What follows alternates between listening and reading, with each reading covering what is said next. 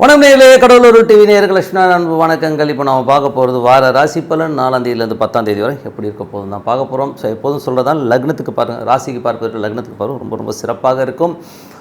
அதே மாதிரி உங்களது ஜாதக ரீதியாக தசாபுத்தி ஆந்திரங்கள் என்ன இருக்கோ அதை நோட் பண்ணி வச்சுட்டு அது பார்க்கும்போது அது ரொம்ப சிறப்பாக இருக்கிறதுக்கான ரொம்ப நல்லா இருக்குது. ஸோ இதில் ஃபஸ்ட்டு ஜென்ரல் பலன்களாக வரும், அதுக்கப்புறம் தசாபுத்திகளான பலன்களும் கொடுத்துருவோம். லாஸ்ட்டில் டிப் ஆஃப் த வீக் இருக்குது, மறக்காமல் பாருங்கள். விருச்சிக ராசி. ஸோ விருச்சிக ராசிக்கு எப்படி இருக்கணும் போது உங்களது ராசி அதிபதி செவ்வாய் உச்சமாக 3இல் இருக்கிறார். ஸோ இது எப்படி இருக்கணும், 6-3 வேலையில் நிறைய மாற்றங்கள், நல்ல ஒரு வளர்ச்சி கிடைப்பதற்கான வாய்ப்புலாம் ரொம்ப சிறப்பாக இருக்குது. புதிய ஒப்பந்தங்கள் ஏற்படுவதற்கான வாய்ப்புலாம் நிறையவே இருக்குது. அதுக்கப்புறம் கடன், சில பேருக்கு புதிய கடன் கிடைப்பதற்கான கடனுக்கான ஒரு பத்திரங்கள், ஒரு டாக்குமெண்டேஷன்ஸ், இந்த மாதிரி விஷயங்கள் நடப்பதற்கான வாய்ப்புலாம் ரொம்ப சிறப்பாக இருக்குது. 2ஆம் அதிபதியான குரு. ஸோ 2ஆம் அதிபதியான குரு பார்த்திங்கன்னா உங்களுக்கு 6இல் இருக்கும்போது நல்ல ஏற்றங்கள், நல்ல ஒரு விஷயங்கள்லாம் நடக்கும். சில பேர் பழைய கடன் அடைச்சிட்டு புது கடன் வாங்குவதற்கான வாய்ப்புகள் நல்லாவே இருக்குது. ஸோ அது ரொம்ப சிறப்பான விஷயம் தான். அது மட்டும் இல்லாமல் குழந்தைகளுடைய விஷயங்களுக்காக அடுத்த லெவலுக்கு போகிறதுக்காக நிறைய செலவு பண்ணுவீங்க. ஸோ அந்த மாதிரி விஷயங்கள் ரொம்ப சிறப்பாக இருக்குங்க. 3ஆம் அதிபதி. ஸோ 3ஆம் அதிபதி 4இல் இருக்கும்போது சொத்துக்கள் விற்பனையாகி இன்னொரு புது சொத்துக்கள் வாங்கணுங்கிற எண்ணங்கள் நிறைய பேர் இருக்கும். அது ஈடேறுவதற்கான வாய்ப்புகள் ரொம்ப நல்லாவே இருக்குது. தாயாருக்கும் உங்களுக்கும் அப்பப்போ சின்ன சின்ன சலசலப்புகள், வாக்குவாதங்கள் ஏற்பட்டாலும் அதுக்கப்புறம் எல்லாமே சரியாடுங்க. ஸோ 4ஆம் அதிபதி ராகுடைய சாரத்தில் இருக்கும்போது சொத்துக்களாக நல்ல லாபங்கள் மற்றும் வண்டி வாகனங்கள், ரியல் எஸ்டேட் சம்மந்தமான விஷயங்கள் இருக்கும். நல்ல ஒரு பெரிய வருமானம் வருவதற்கான வாய்ப்பு ரொம்ப சிறப்பாக இருக்கும். 5ஆம் அதிபதி 6இல் இருக்கும்போது கொஞ்சம் வேலையில் நிறைய வேலை பளுக்கள் இருக்கும். ஸோ வேலை பளுக்கள் இருந்தாலும் பணம் வருமானம், பெரிய ஒப்பந்தங்கள், நிறைய அலைச்சல் இருக்கும். பட் நல்ல ஒரு லாபங்கள் கண்டிப்பாக கிடைச்சிருங்க. ஸோ அது ரொம்ப சிறப்பான விஷயம்.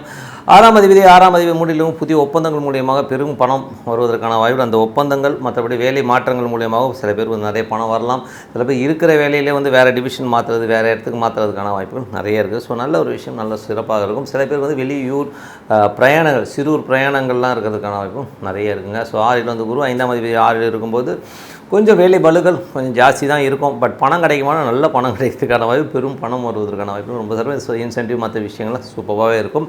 7ஆம் அதிபதியான சுக்கிரன். ஸோ 7ஆம் அதிபதியான சுக்கிரன் பார்த்திங்கன்னா 3இல் இருக்கும்போது நல்ல கணவன் மனைவியினோட நல்ல உறவுகள், சந்தோஷங்கள், குதூகலங்கள் எல்லாமே அற்புதமாக இருக்கும். ஸோ கொஞ்சம் ஜாலியாக இருப்பீங்க, ஃபன்னாக இருக்கிறதுக்கான வாய்ப்புலாம் ரொம்ப சிறப்பாக இருக்குது. 8ஆம் அதிபதியான புதன். ஸோ 8ஆம் அதிபதியான புதன் பார்த்திங்கன்னா உங்களுக்கு 4இல் இருக்கும்போது கொஞ்சம் சொத்துக்கள் சார்ந்த விஷயங்கள் கொஞ்சம் கவனமாக இருக்கணும். ஏன்னா என்றைக்குமே சனி புதனுடைய விஷயங்கள் இருக்கும்போது கொஞ்சம் கேர்ஃபுல்லாக இருக்கணும். ஸோ அதனால் கொஞ்சம் பார்த்து நடந்துக்கும். தாயார் சார்ந்த உறவுகளில் கொஞ்சம் கவனமாக இருக்கணும். அதே நேரத்தில் வண்டி வாகனம் ஓட்டும்போது கொஞ்சம் கேர்ஃபுல்லாக இருக்க வேண்டிய ஒரு காலகட்டங்கள். நண்பர்கள் விஷயங்களும் கொஞ்சம் கேர்ஃபுல்லாக இருக்கணும். ஸோ இதுதான் விஷயம். மற்றபடி பார்த்திங்கன்னா ஏதாவது சொத்து விற்க போனீங்கன்னா அதில் சின்ன மன உளைச்சல் சில பேருக்கு ஏற்படுவதற்கான வாய்ப்புகளும் நிறைய இருக்குது. ஸோ மற்றபடி வேறு பெரிய ப்ராப்ளம் இல்லை.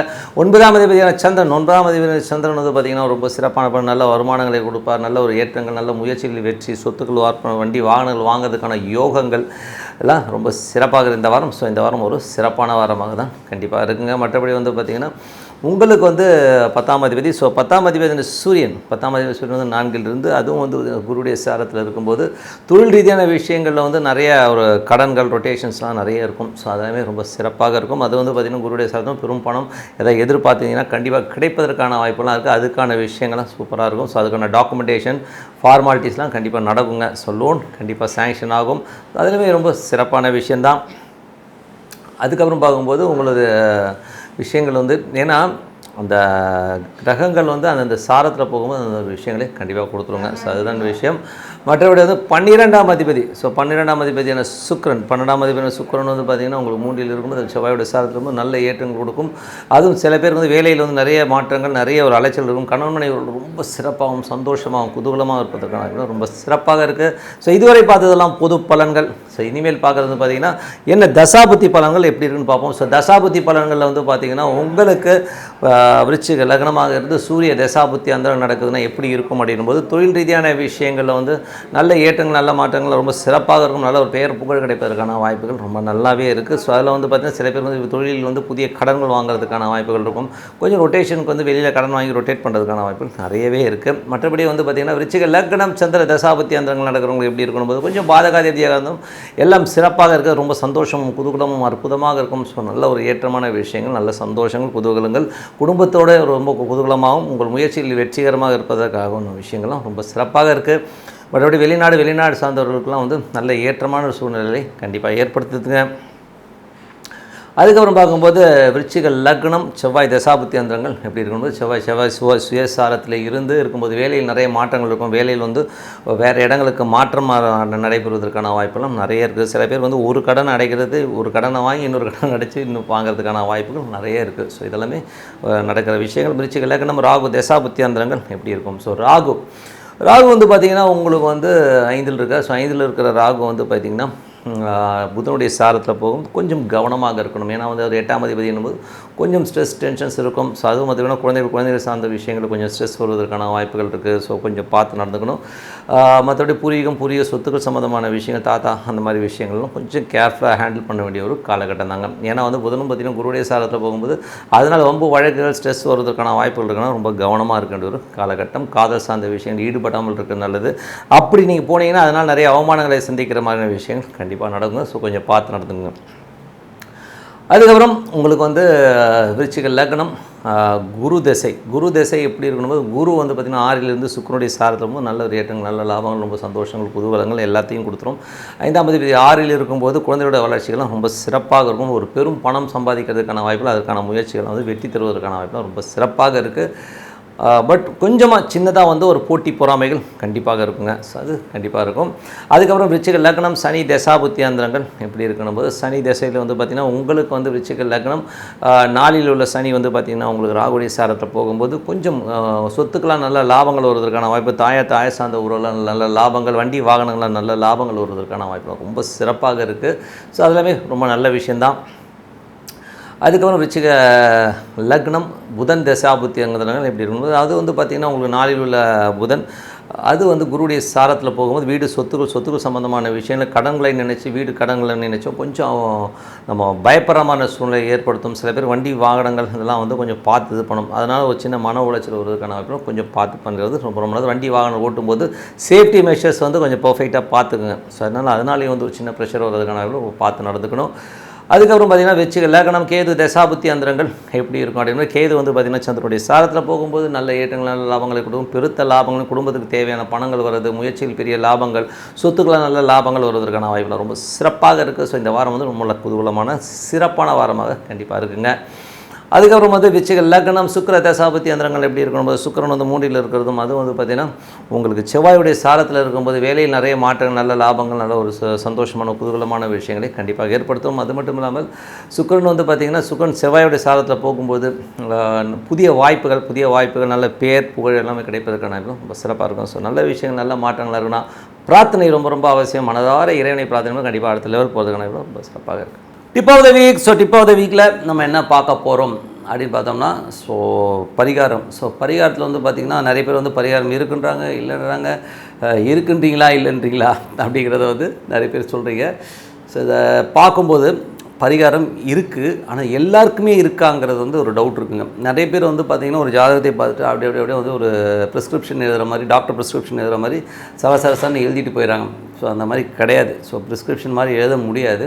அதனால் வந்து மேஜராக என்ன பார்க்கணும் அப்படின்னும் போது ஒரு கிரகமோ ஒரு பாவமோ வந்து நம்ம வந்து ஒரு பரிகாரம் பண்ணுறோம். உதாரணத்துக்கு வந்து ஒரு 7ஆம் பாவத்துக்கான பரிகாரங்கள் போடும்போது அந்த பாவத்தில் செவ்வாயோ இல்லை அஷ்டமாதிபதியோ உட்காந்துன்னா அந்த பரிகாரம் பலிக்காதுங்க. ஸோ அது வந்து தோஷங்களை அதிகப்படுத்தினுங்கிறது தான் உண்மையான விஷயம். ஸோ அதை வந்து முதல்ல மெயினாக பார்க்கணும். 8ஆம் அதிபதி மட்டும் இல்லாமல் செவ்வாயும் அங்கே உட்காந்துச்சுன்னு வைங்களேன், கண்டிப்பாக அந்த பரிகாரம் பண்ணக்கூடாதுங்க. ஸோ அந்த மாதிரி பண்ணும்போது தான் நிறைய பேர் பார்த்திங்கன்னா பரிகாரம் பண்ணிட்டு வரும்போது ஆக்சிடென்ட் ஆகுறது, வண்டி இதாகிறது, நிறைய ப்ராப்ளங்களை ஃபேஸ் பண்ணுறது இந்த மாதிரி ஜாதகங்கள் தான் பண்ணிட்டு வருதுங்க. சரிங்க, அப்படின்னா கர்மான்றது இதெல்லாம் உண்மையாங்கன்னா கண்டிப்பாக உண்மைங்க. சில கர்மாக்கள் வந்து நம்ம தீர்க்கவே முடியாது, வாழ்ந்து நம்ம அனுபவித்து தீர்க்க வேண்டிய கர்மாக்கள் தான் இதெல்லாம். ஸோ 8ஆம் அதிபதியோ செவ்வாயோ வந்து தொடர்பு இருந்ததுன்னா அவன் வந்து அனுபவித்து, இந்த பரிகாரம்லாம் கிடையாது, அது வந்து நான் அனுபவித்து தீர்க்க வேண்டிய ஒரு கர்மா தான் இல்லையா, இதுலேருந்து எஸ்கேப் ஆக முடியாதுன்றது தான் உண்மையான விஷயம். அப்போது இதுக்கான ரெமெடி எப்படி இருக்குது அப்படின்னு சொல்லும்போது கர்மா தாங்க. ஸோ கர்மா தியரியில் வந்து சில விஷயங்கள் பண்ணலாம். இது வந்து எப்படின்னா பிரார்த்தனை. ஸோ நல்ல ஒரு பிரார்த்தனை பண்ணும்போது பார்த்திங்கன்னா உங்களுக்கு வந்து அந்த கர்மா வந்து ஃப்ரீ ஆகுங்க. ஸோ அது ஒரு விஷயம். 2வது விஷயம் வந்து பார்த்திங்கன்னா இப்போ உதாரணத்துக்கு சொல்லப்போனால் நம்ம பிறக்கும்போது ஒருத்தர் வந்து சந்திரன் வந்து அஸ்வதி நட்சத்திரத்தில் வந்து ஒருத்தர் பிறந்திருக்கார். ஸோ அவருடைய கர்மா என்னென்னு பார்த்தீங்கன்னா சூரியனுடைய கர்மா வருது. ஸோ சூரியனுடைய கர்மானும் போது நீங்கள் அவர் அந்த அஸ்வதி நட்சத்திரத்தில் பிறந்தவர்களுடைய நீங்கள் லைஃப் எடுத்து பார்த்தீங்கன்னா தந்தையால் வந்து பெருசாக பாதிக்கப்பட்டிருப்பாங்க. எதுக்கு சொல்கிறேன், இது உதாரணத்துக்காக சொன்னேன். தந்தையினால் அதிகமாக பாதிக்கப்பட்டவர்களாக தான் கண்டிப்பாக இருப்பாங்க. அதே மாதிரி வந்து பார்த்திங்கன்னா, ஏன்னா அந்த சூரியன் பாவம் வந்து கர்மாவாக வரும்போது அந்த ஏதாவது ஒரு ரூபத்தில் அப்பா ரொம்ப பாசமானவர் தான் இருந்திருப்பார். ஆனால் அந்த பாசமே இவங்களை வந்து கண்டிப்பாக வந்து கவுத்து விட்ருக்கும். ஒரு லெவலில் வந்து அவங்க சொல்லியிருப்பாங்க, அப்பா உன்னால் தான்ப்பா நான் ரொம்ப கஷ்டப்பட்டேன் அப்படிங்கிற லெவலில் கொண்டு வந்து விட்ருங்க. அது ஒரு விஷயம். அதுக்கப்புறம் பார்த்திங்கன்னா, யாரெல்லாம் அஸ்வதி நட்சத்திரத்தில் இருக்கணும், நிறைய அபார்ட் இருக்கும் அந்த ஃபேமிலியில். ஸோ அஸ்வதி நட்சத்திரத்தில் இருக்கவங்களுடைய அஸ்வதி நட்சத்திரம்னும் போதே கண்டிப்பாக வந்து அஸ்வதியாக இருந்தாலும் சரி அஸ்வினி ரெண்டுமே ஒன்று தான் சொல்கிறேன். ஸோ அதில் வந்து நிறைய அபார்ஷன்ஸ் இருக்கும். ஸோ இதெல்லாம் வந்து நீங்கள் ஒரு கணக்கில் எடுத்து பாருங்கள், கண்டிப்பாக இது கனெக்ட் ஆகும். இப்போ இது கனெக்ட் ஆகுதுன்னா அப்போ கர்மா இருக்கிறது உண்மைதான் என்ன. ஸோ அப்போ என்ன பண்ணணும், இப்போ சூரியன் சம்மந்தமான விஷயங்களுக்கு வந்து நம்ம எலும்பு முறிவு மருத்துவமனையில் யாராச்சும் ஏழப்பட்டவங்க இருக்காங்கன்னா அவங்களுக்கு ஹெல்ப் பண்ணுறது ஒரு யூஸ்ஃபுல்லாக இருக்கும். அப்பா வயதை ஒத்தவர்களுக்கு கண்ணு தெரியாதவங்க, அதாவது அப்பா வயது ரொம்ப வயசானவங்களாக இருக்கலாம், அவங்களுக்கு ஒரு கண்ணாடி வாங்கி கொடுக்குறது, சிகிச்சை கொடுக்குறது, இந்த மாதிரி விஷயங்கள்லாம் பண்ணும்போது பண்ணி தான் இந்த கர்மாவை சரி பண்ண முடியுமே ஒழிய ஒரு யாகங்களோ ஹோமங்களோ பண்ணும்போது இதெல்லாம் கிளியர் ஆகணும் அப்படிலாம் போகாது. ஸோ அட்லீஸ்ட் என்கிட்ட காசே இல்லைங்க, நான் என்னங்க பண்ணும்போது அட்லீஸ்ட் அந்த சூரிய நட்சத்திரம் வர அன்றைக்கி ஏதாச்சும் வந்து ஒரு கோதுமை பேக்கெட் வாங்கி கொடுக்கலாம். இல்லையா அஸ்வதி நட்சத்திரம், அஸ்வதியோ அஸ்வினியோ நீங்கள் எப்படி சொல்கிறீங்களோ, ஸோ அஸ்வினி நட்சத்திரம் வர அன்னைக்கு நீங்கள் வந்து ஒரு கோதுமை பேக்கெட்டோ ஒரு சப்பாத்தி குருமா ஒரு ஆளுக்கு ஒரு 15 ரூபா 20 ரூபாய்க்கு வாங்கி கொடுக்க முடியாதா?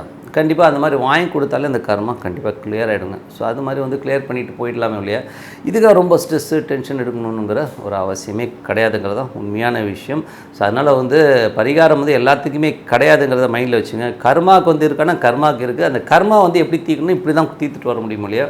மற்றபடி வந்து 8ஆம் அதிபதியோ செவ்வாயோ வந்து தொடர்பில் இருக்கிறவங்க தயவு செய்து வந்து பரிகாரம் பண்ணாதீங்க. 1க்கு 2 3 ஜோதிடர்களை கேட்டுட்டு அப்புறம் பரிகாரம் பண்ணிக்கிட்டது தான் உண்மையான விஷயம். ஸோ இதான் tip of the week. So அதனால் கர்மா இருக்கிறதுனால சரணடைங்க. பிரார்த்தனைக்கு ஈடு என்ன வேறு எதுவுமே இல்லை. அதனால் பிரார்த்தனை வேணும் சிறப்பான வழி கண்டிப்பாக இருக்குங்க. கடவுள் அருள் டிவியை பார்த்தமைக்கு நன்றிகள். மேலும் இது போன்ற தகவல்களை தெரிந்து கொள்ள கடவுள் அருள் டிவியை சப்ஸ்கிரைப் செய்யுங்கள். மறக்காமல் பெல் ஐக்கானை கிளிக் செய்யுங்கள்.